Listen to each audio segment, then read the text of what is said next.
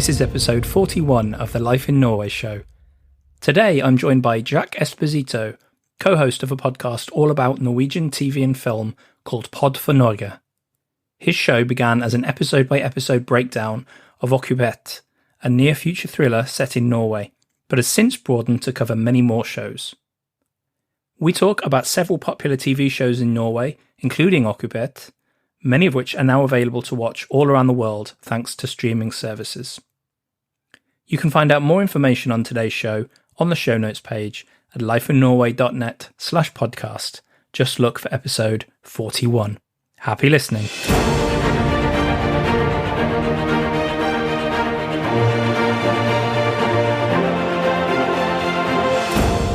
Today I'm joined by Jack Esposito, originally from the States, now living in Oslo and host of the Pod for Norge podcast. Jack, welcome to the show. Thank you for having me. It's always nice to have a fellow podcaster on the show. Topic today is Norwegian TV and movies, but before we dive into that, I know it's going to be a really interesting discussion. I want to hear a little bit about your story. How long have you been in Norway and what brought you here in the first place? Well, I came to Norway for the same reason so many people come over. I met a lovely Norwegian girl and we decided to move over here. So we, to tell the short story, she and I met both studying abroad in Hong Kong and then spent a couple of years in the United States. We were living in Washington, D.C. And then, as happens with so many Norwegians, the fjords, it beckons them and calls them back. And so 2 years ago, we moved to Oslo and have been happily living here ever since. I don't know how many times I've heard that story. It rings very familiar. It's a cliche, yes. Yeah. So, Jack, we'll talk about your podcast. It's now called Pod for Norge. It started off being about the show Okkupert, or Occupied, as it was released in English language markets. We'll talk about the TV show itself later. But what got you into podcasting in the first place, and why pick Norwegian TV as the topic? Well, I kind of stumbled into it. So I'm a huge fan of podcasts for news, politics, entertainment, and one of the subgenres that I really enjoy is recap culture. So that's when the podcasts where a group of friends just get together, have a casual conversation about TV shows, recapping the most recent episodes, talking about theories and what worked, what didn't work. And I came across this show, Occupied, and while I was doing my studies, I was studying international relations and international security. And I came across it actually while I was writing a paper for grad school, and decided to start following the show. Really, really enjoyed it, and then was like, "Oh, I need to find a show a podcast that covers this." Found out there wasn't any, and thought, "Hey, this might be a perfect thing for me to step in and share." And it turned out to work. So you found Okkupert before you moved to Norway? Correct. Yes, So in school, I was writing a paper. It had to be on a topic of geopolitical relations, and I picked the Arctic and Russia's and Norway's competition in that sphere. And in the research of it, I found this show and this idea that was in pre-production at the point. It was from a Jørn Nesbø idea, and started doing research on it and found it was perfect. It was right up my alley. So you've hinted at the topic of Okkupert. It was a controversial show when it was first put out for what will become obvious reasons. But for anyone who hasn't heard about it, could you sum it up in a minute or so? Maybe trying not to give any spoilers, but just talking about the concept of what Occupied. I think I'll stick to the word Occupied now, so we don't have to keep flicking between the English and Norwegian titles. But sum up Occupied for us. Sure. The premise of the show is, in the near future, there's an ongoing energy crisis out of the Middle East, which is affecting Europe. The United States has pulled out of NATO, and following a large hurricane that hit Norway, killing several hundred Norwegians, a new green government is elected into power, led by Prime Minister Jesper Berg, and his first major action is to cease oil production for all of Norway. Because of this, in the first episode, I'm not spoiling anything major, and which is gives away from the title of the show. The Russian government, with the tacit approval of the European Union, launches a a sort of silk glove invasion, a kind of coup, under the guise of starting an energy partnership with Norway to restart their oil production. And what follows is a varied group of political leaders, security service individuals, and civilians as they try to navigate this new situation of Russian occupation. That's a really good introduction there. I get the feeling you've done this before. Why did you enjoy it? What was it about the show? Is it particularly different from shows that you see on American TV? That's a really good question. It is different. I first found some of the themes and topics that it could cover are not normally covered by American TV shows. First up, one of the most interesting themes, I think, is the underlying theme of climate change to the show, because the initial kickoff event is a result of climate change and a genuine effort to try to address that. And I can't think of any other scripted shows that act where climate change plays such a major role and a theme. And though it's not at the surface of the show the entire time, it's an underlying current, because as these characters are trying to navigate the situation, they constantly have to weigh how much do we need to compromise these long-term goals versus solve something right here in the present. And I think that's not being handled by any other TV shows. And then another major theme is, what is it like?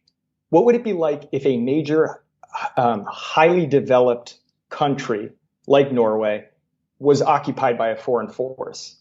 How would that change daily life? How would our political institutions, our media, our security services respond to that?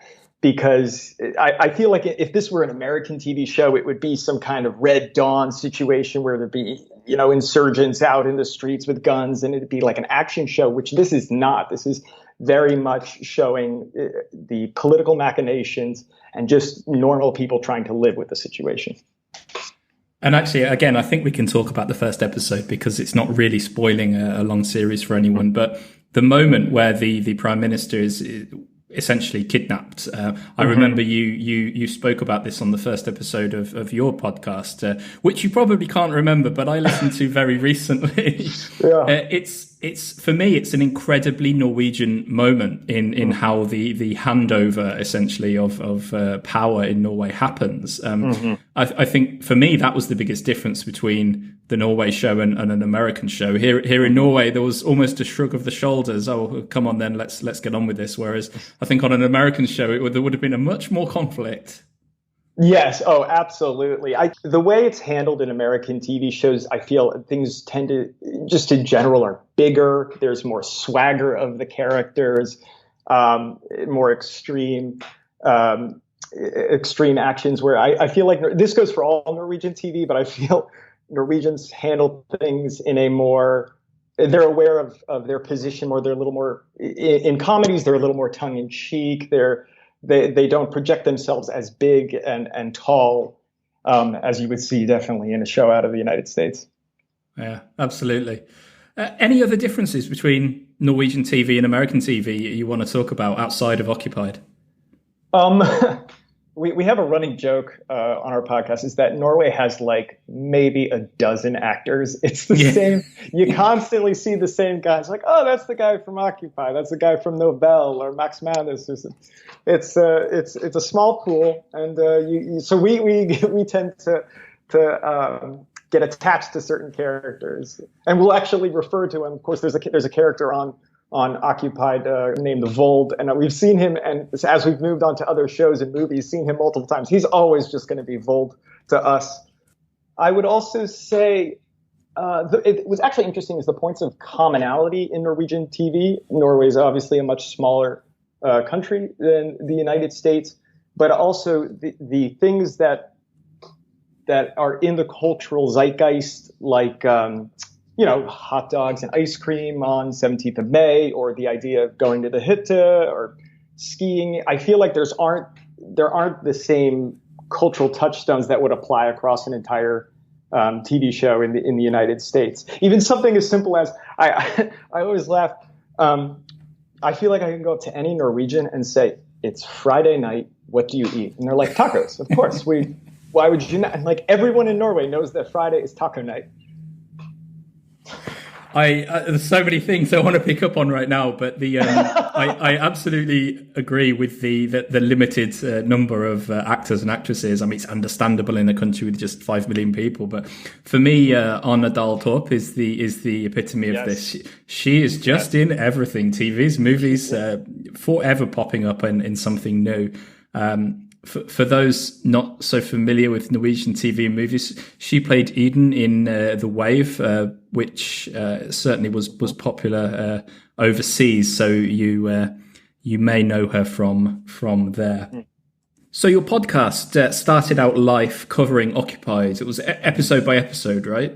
Yes. Yeah.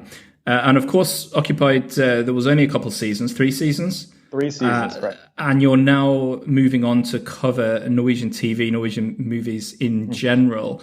Yes. So with that in mind, what are some of the popular Norwegian TV series that you're talking about? Is it only ones that have been sort of translated or into English or that are popular internationally, or are you looking at ones closer to home as well? My podcast consists of 4 individuals. So it's me, my beautiful wife, Guro, and then 2 of my friends who are still living back in the States, Kevin and John. And to back up briefly, the crew that we put together for Occupied was, the idea was bringing together a group of people that each could have different things that they could talk about. So as I've mentioned before about my political science background, Guro obviously speaks Norwegian and can talk more to the cultural elements. My friend Kevin is an actor and has worked in screen and on stage and could talk to that. And lastly, my friend John, he's a lawyer and has done some with international law. And so we can all share our kind of perspectives on that. So as we've transitioned to out of Occupied when the show ended, we've covered some other TV shows. The first one we covered was actually in between seasons because the production took so long. And this was the show Nobel, starring Axel Hennie. It ran for 1 season. Another political thriller surrounding an assassination. And then Axel Hennie is a military officer trying to unravel the mystery. So there's an obvious flow from that. From Occupied. Now we're going through some of the more recent classics of Norwegian film. We covered Max Manus, which is a movie about the Norwegian resistance during World War II. We did Kon-Tiki about Thor Heyerdahl's famous voyage across the Pacific. This weekend, we're going to be recording Troll Hunter. Brilliant. Another absolute classic I'm very, very excited to cover. But yes, so we're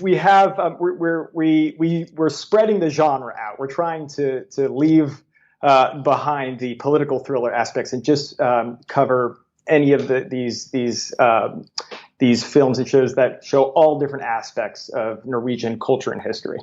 Given the diverse group of presenters there that you've just described, including some people with a real love of film and TV from a sort of academic perspective, are you taking a kind of systematic, analytical look at these shows, or are you just goofing around and talking about what you love and hate about them? A little bit more the latter. We do try to take a level of seriousness. Obviously, we want to discuss the major themes and approach everything in an empathetic way, where we can see what speaks to a Norwegian character. What are some universal themes? How is it different than the United States, being the rest of us are Americans? But mostly, it's a great way for us to just get together and have a lot of fun, make a lot of jokes. We have some ongoing jokes, and we do an interesting rating system. At the end of every episode, we always, whatever movie or TV show we've covered, we always pick who's our guy that we most identify with. And half the time we're mostly just joking around. So, I mean, the idea is to just keep it fun and try to learn a bit as we go through. Okay, great stuff. Now, two TV shows that are personal favourites of mine, which I don't think we've mentioned yet. I want to get your opinion on both of these. Before we begin this, we should say that right now we're in a golden age of TV. There's absolutely no doubt about that. Netflix, HBO, all the other options you have in the US, they've totally transformed the kind of TV shows that get made. And that really applies in Norway and all across Europe, really, in that there are native language productions being made that can be accessed all around the world. And that's never really happened before. And sometimes they're dubbed, sometimes they're subtitled.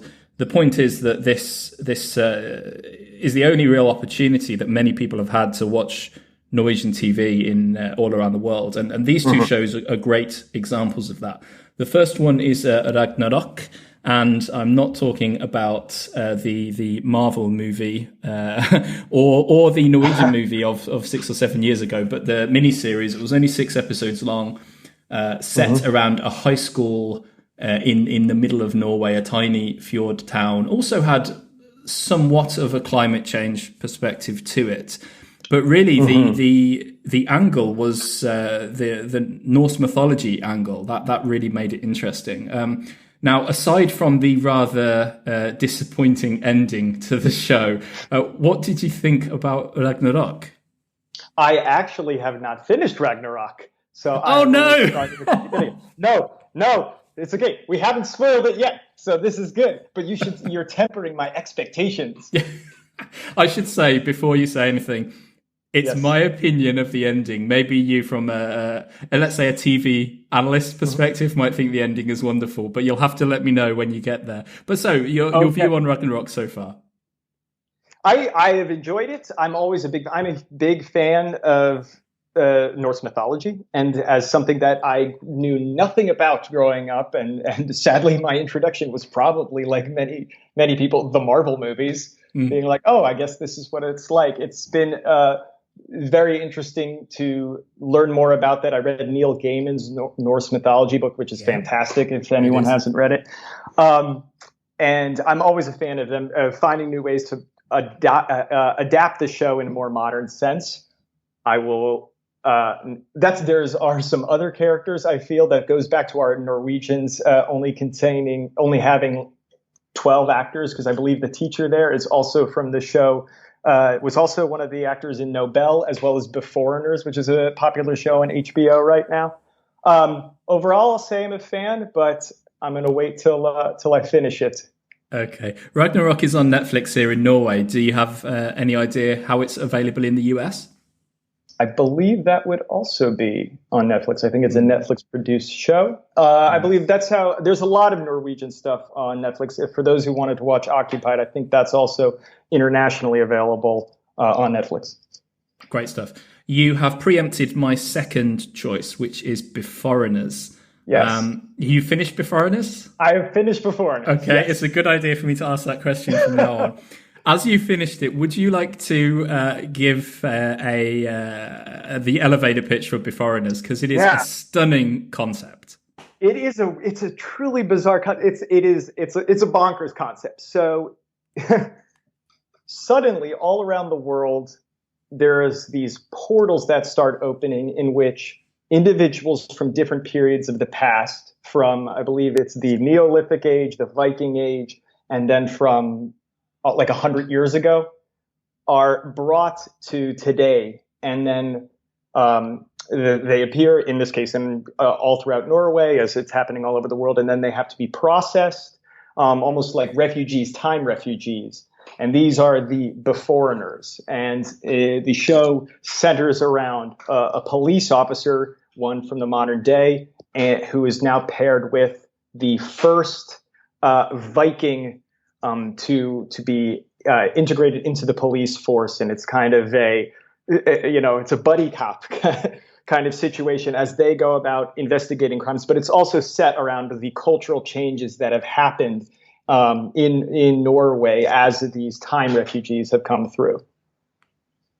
What I particularly love about the show, I mean, it's you could describe it as a drama, but there is a heap of comedic elements in it without it actually being a comedy, for sure.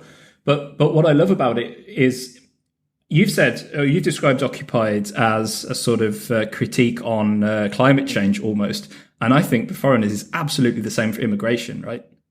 Absolutely, I couldn't agree. It's very clear in how the local population, the modern Norwegians react to these people who are coming over. There's a lot of commentary of them not adopting our culture, not learning our language, and it's a very clear metaphor for modern day immigration. But you are right. There's a bit in one of the earlier episodes where one of the main characters is trying to explain what gluten is inside bread because he has a gluten allergy, and it's one of the funniest interactions I think I've seen on TV in the past few years. It is.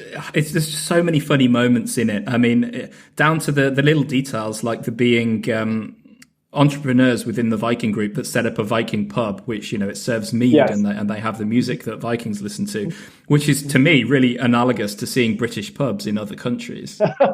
Yeah. And I also really like to show how the different people are adapting to it, because you see there's some the Vikings who only want to adopt the Viking way, whereas one of the other characters who's a modern woman is now married to a man from 100 years ago, but he is super progressive and adopts the new the new ways, and was by far my favorite character on the show because he seemed to be the most reasonable, kind guy. And so they do a great job of showing all those different aspects with each character. Awesome. Jack, any other TV or movies from Norway that you want to mention? I would say the biggest ones that I think popped internationally in the past couple of years would have to have been, of course, Skam. Skam was huge. A little bit, I would say, the age group younger than me. That's a high school drama show that became popular enough that I believe they tried to make an American version of it that was not very successful. And then the other big one people might know is Lilyhammer, of course, because that has Stevie Van Zandt and is partially in English. So those are, I would say, the major ones that other people might know. Mm. Excellent. Yeah, Skam. We can't really do a podcast with about Norwegian TV without mentioning that. The interesting thing for me was the format, in that they released the show online through the course of the week, and then on the I can't remember if it was the Friday night or the Saturday, they would release the little episodes in a typical TV format on TV, so you could sort of consume it as you were going along, even following the characters on Twitter in real time. Yeah, the fact that they built those social media accounts for each of the actual characters was a very progressive and kind of interactive way that you could follow the show. Absolutely. And I don't know if that was actually taken into the many international remakes that they did. I have a feeling it was, but I'm not 100% sure about that. Now, one more question for you, Jack, and I'm fascinated to know the answer to this. Given everything you know about Norwegian TV and your experience of watching shows back in the States, are there any TV series or movies that haven't been made yet here in Norway that you think should be? I could go at length about this. I would love to, one of my pet peeves, first of all, is I think we need to get a good movie, a real solid attempt at the Herald. I believe it was 2 years ago, there was an attempt, we'll say, at making The Snowman, and starring Michael Fassbender, and the movie ran into a lot of production issues and I think ran out of a budget and ended up being a very, very bad movie. And it's such a well-known book series. Another movie made based off of the UNESCO book, which was Headhunters, with Axel Hennie and Nikolai Coster-Waldau, who others might know from Game of Thrones. He played Jaime Lannister. That was a fantastic movie. So I think we need to get another real attempt at that. I would love to see some movies about the Sami experience in Norway. I've seen, there's plenty of movies about normal Norwegians, but that's actually a gap that I haven't been able to see. Or maybe some biopics of people like Henrik Ibsen or Edvard Munch. And then lastly, my pet other pet movie would be a Cold War like spy thriller. We've seen a bunch of World War II things, Viking movies, modern stuff, but I'd love to see something like set in like 70s or 80s, involving some kind of espionage or Russia, United States competing over things in Norway, and it's I think that's right for a film. I could see something along the lines of The Americans working pretty well, obviously Exactly. adapted, but that was a wonderful series. And I think, there's not really much like that in Norway that I can remember. Something, again, that we've not talked about yet is the Norwegian phenomenon that is slow TV. Have you covered slow TV on the podcast? It would be pretty hard to do a recap of slow TV to just be like, so which log was your favorite? We have not. I'll tell you my experience watching slow TV. Like when I first heard about it, I was living in the United States. It was covered on some kind of comedy show, and I'm like, God, this is the dumbest thing I've ever seen. This is so bizarre. And then I'll like put it on as kind of a joke, and then you kind of sit for a bit, and you're like, actually, it's not that bad. And then by the end, you're like, I love this. This is fantastic and relaxing and just what I need at the end of a long day. Absolutely. It is surprisingly addictive. And for those who haven't discovered slow TV, I think the first one was, or certainly one of the first ones, was the Oslo to Bergen Railway, which is a 6.5-hour trip across the Norwegian mountains. And essentially what slow TV is they pop a camera or a couple cameras on the train. You can follow along, and it's sort of interspersed with interviews with the conductor, and it's all very. These interviews aren't groundbreaking. They're run of the mill. They're every day. He's talking about which levers he pulls and things like that. But that's sort of the whole point. You just immerse yourself in someone else's life for a couple hours. But since then, there have been productions that have lasted a week or more. One of my favorites was, I think it might have been TV2. I can't remember. It was called Peep Show. Peep spelled P-I-I-P, like a bird, but of course it has the double meaning in English. And it was essentially a bird box that had been set up with video cameras in, so you could watch the birds coming and feeding live for like a week. Just ridiculously entertaining for such a boring concept. It's very comforting. It goes to that Norwegian kusli like idea.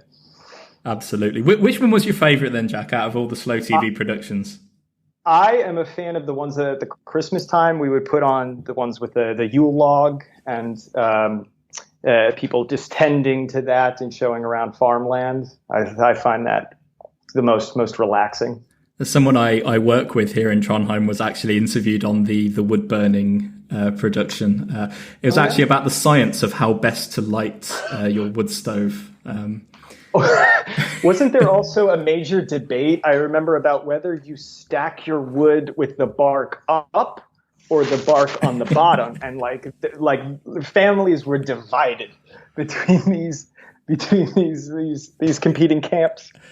Absolutely, and the real answer is who cares, but it certainly got the nation talking, and it's. I'm not sure these shows would work outside of Norway. They would need to be adapted heavily, but it is a fascinating concept. Truly. Great. Okay, Jack, we could talk for hours. I'm fairly confident about that, but we are almost out of time. So I'm going to ask you the 3 questions that I ask all guests based in Norway that come on the Life in Norway show. So if you can give me some quick answers, please. What's the best thing about living in Norway?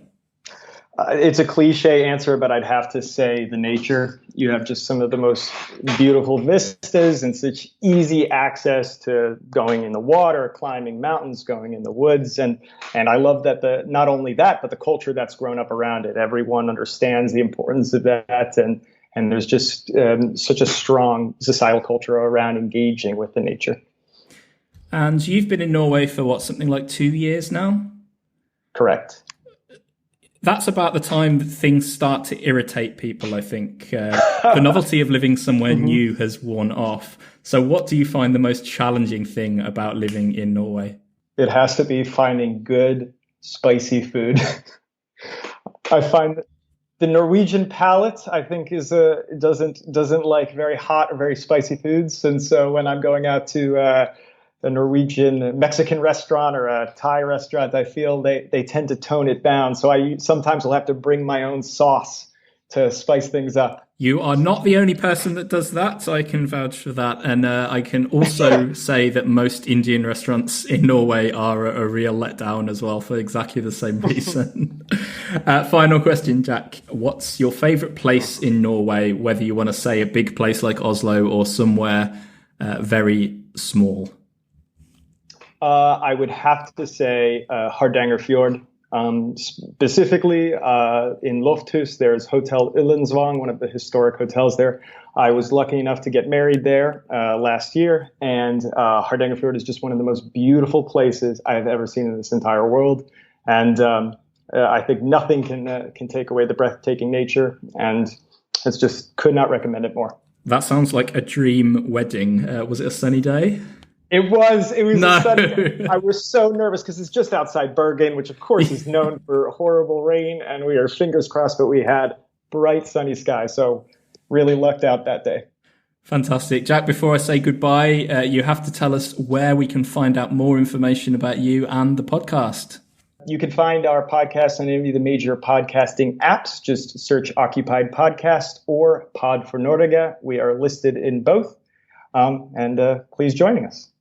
Fantastic. You can find out more information about everything we've talked about on the show today, including links to articles on life in Norway and to podcast episodes over on Pod for Norge about some of the topics we've discussed. Head on over to the show notes page. That's at lifeinnorway.net/podcast and look for episode 41. Jack, thank you so much for today. This was super fun. Yeah, thanks, David. I enjoyed it.